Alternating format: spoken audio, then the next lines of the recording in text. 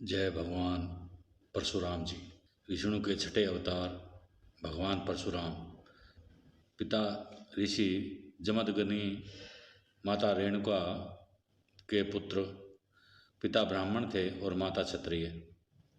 ब्राह्मण व क्षत्रिय दोनों के गुण पाए जाते हैं। उनका जन्म वैशाख शुक्ल पक्ष तृतीया को हुआ था। वे इंदौर के पास ग्राम मानपुर के जानापाव पर्वत पर पैदा हुए। ऋषि जमदग्नि ने पुत्रयष्टि यज्ञ कर इंद्र को प्रसन्न किया और इंद्र के वर द्वारा पैदा हुए थे। इनका जन्म रामायण काल में हुआ था। इनके पिताजी के आश्रम भी गायें भी थी। एक बार राजा सहस्त्रार्जुन कीर्तिवीर्य इनके आश्रम पर आए। ऋषि जमदग्नि ने आतिथ्य किया और जाते समय उन्होंने सुरभि गाय मांगी तो ऋषि ने मना कर दिया। राजा ने ऋषि जमदग्नि को मार दिया। परशुराम वापिस आए तो उन्होंने अपने पिता और भाइयों को मृत पाया। सुरभि गायें भी नहीं मिली। परशुराम ने राजा कीर्तिवीर्य से युद्ध कर उन्हें हराया और मार डाला।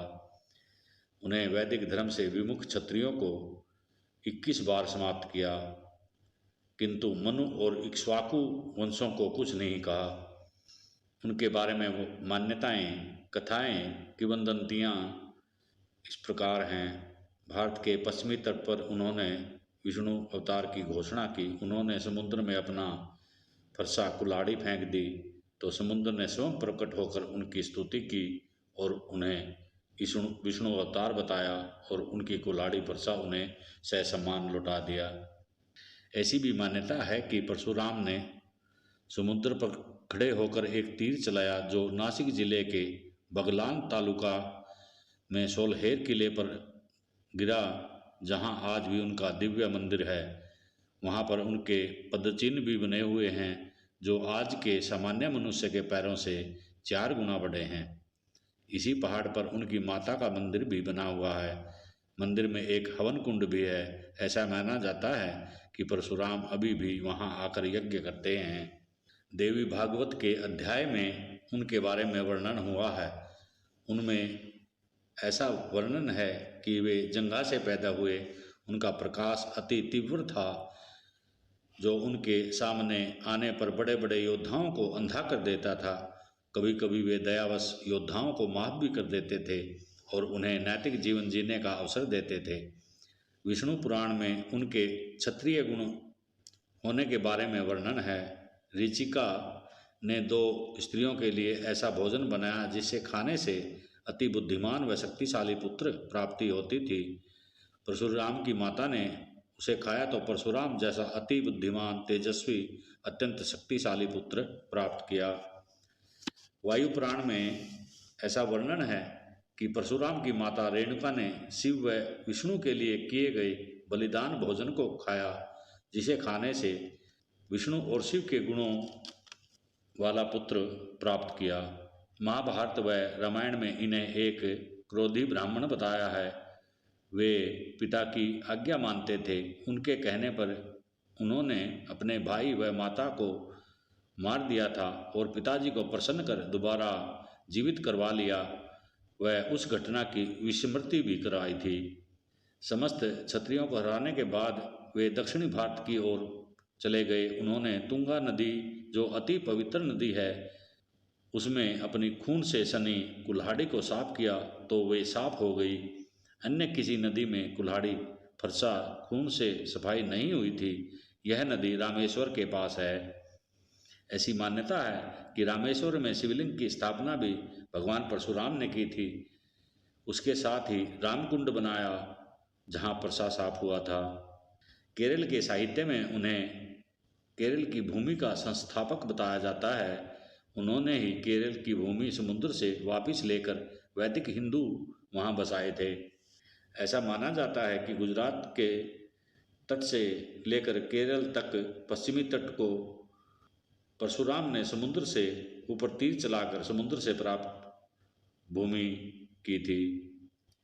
भारत के पश्चिमी तट पर गोकर्ण से कन्याकुमारी तक की भूमि परशुराम भूमि मानी जाती है। परशुराम के कहीं पर 2 हाथ और कहीं पर 4 हाथ का स्वरूप वर्णन है। जहाँ पर 2 हाथ हैं वहाँ एक हाथ में कुल्हाड़ी फरसा धारण करते हैं। भागवत पुराण में 4 हाथों में स्वरूप वर्णन है। एक हाथ में फरसा, एक में धनुष, एक में तलवार और एक हाथ में बाण धारण करते हैं। इनके मंदिर अनंतेश्वर मंदिर उडुपी में लिंगम पूजा होती है।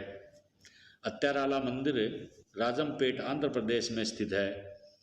अरुणाचल प्रदेश में लोहित जिला में परशुराम कुंड है जिसमें संक्रांति का मेला लगता है। लोग अपने समस्त पाप समाप्त करने हेतु यहाँ स्नान करते हैं। मेहरगढ़ महाराष्ट्र में रेणुका मंदिर है। रत्नगिरी महाराष्ट्र में भी परशुराम मंदिर है। चिपलून कर्नाटका में और तुलुनाडु तमिलनाडु में 7 मंदिरों का समूह है। परशुराम क्षेत्र कोल्लूर, कोटेश्वर, कुको, सुब्रमण्यम, उडुपी, गोकर्ण, अनेगुडे और शंकर नारायण ये विष्णु के आवेशा अवतार माने जाते हैं। फरसा भगवान शिव ने दिया था। शिक्षा विश्वामित्र व ऋचिक ऋषि के आश्रम में हुई थी। सारंग धनुष महर्षि ऋचिक ने दिया था। महर्षि कश्यप ने अविनाशी वैष्णव मंत्र दिया था। भगवान शिव ने कैलाशगिरी श्रृंग पर दिव्यास्त्र प्रदान किए। शिव ने उन्हें त्रैलोक्य विजय कवच दिया, सत्वराज स्तोत्र मंत्र दिया और कल्पतरु दिया था। वे कर्ण, द्रोण और भीष्म के युद्ध अस्त्र शस्त्र विद्या के गुरु थे। एक बार वे कर्ण की जंघा पर तकिया बना सो रहे थे। एक बिच्छू आया और कर्ण को काटने लगा। कर्ण ने असहाय पीड़ा के बावजूद अपना पैर नहीं हिलाया। परशुराम की निद्रा पूरी होने पर उन्होंने देखा और कर्ण से उनकी जाति व वर्ण पूछा, क्योंकि वे सिर्फ ब्राह्मणों को शिष्य स्वीकार करते थे। कर्ण ने अपना जाति और वर्ण बताया तो उन्होंने कर्ण को श्राप दिया कि जब तुम्हें इस विद्या की सबसे ज़्यादा आवश्यकता होगी तो तुम इस सिखाई गई विद्या को भूल जाओगे। स्वयं विष्णु ने उन्हें विष्णु अवतार होने का आशीर्वाद दिया था। स्वयं परशुराम ने एकादश छंद युक्त शिव पंचतवारिंश नाम का स्तोत्र लिखा था। उन्होंने वैदिक धर्म का प्रचार किया। वे पशु पक्षियों की भाषा भी जानते थे। उन्होंने 8 वर्ष की आयु में ही अपने पिता से समस्त विद्याएं सीख ली थी। उन्होंने सैन्य शिक्षा केवल ब्राह्मणों को दी। उनके कार्य का प्रभाव सबसे ज़्यादा केरल में दिखाई पड़ता है। वे केरल की मार्शल आर्ट केलरी पार्टियों के उत्तरी शाखा वदगन केलरी के संस्थापक व आदि गुरु माने जाते हैं। परशुराम ने अश्वमेघ यज्ञ पूरा कर ब्राह्मणों को 7 द्वीप व पृथ्वी दान कर दी थी। वे अब हिंसक कार्यों को त्याग हिमालय में कहीं नरनारायण आश्रम में तपस्यारत हैं। उनकी पूजा भक्ति का दिन गुरुवार माना जाता है। वे विष्णु के 10वें अवतार के गुरु बनेंगे। वे चिरंजीवी हैं, सदैव ध्यान में रहते हैं। भगवान शिव उन्हें चिरंजीवी होने का वर प्राप्त है। वे एक पत्नी व्रता धर्म के पक्षधर थे। वे शिव भक्त हैं। वे कभी भी पराजित नहीं हुए। एक बार वे कैलाश पर गए। शिव पार्वती को राम कथा सुना रहे थे। पहरे पर गणेश जी थे। गणेश जी ने उन्हें रोका। दोनों में युद्ध हुआ। उन्होंने गणेश जी का एक दांत तलवार से काट दिया। गणेश जी ने उन्हें अपनी सूंड में पकड़ा और सारे लोकों में घुमाकर कैलाश के नीचे अचेत कर दिया था। तभी से गणेश जी को एक दंताय कहते हैं। शिव धनुष टूटने पर क्रोधित परशुराम का राम से वार्तालाप हुआ। राम को विष्णु अवतार मान शांत हुए। राम ने उन्हें अपना सुदर्शन चक्र सौंपा, जिसे उन्होंने द्वापर में श्री कृष्ण को सौंपा था। परशुराम गायत्री मंत्र।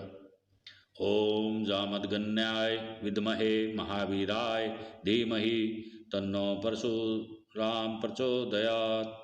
मंत्र। ओम नमो भगवते परशुरामाय नमः।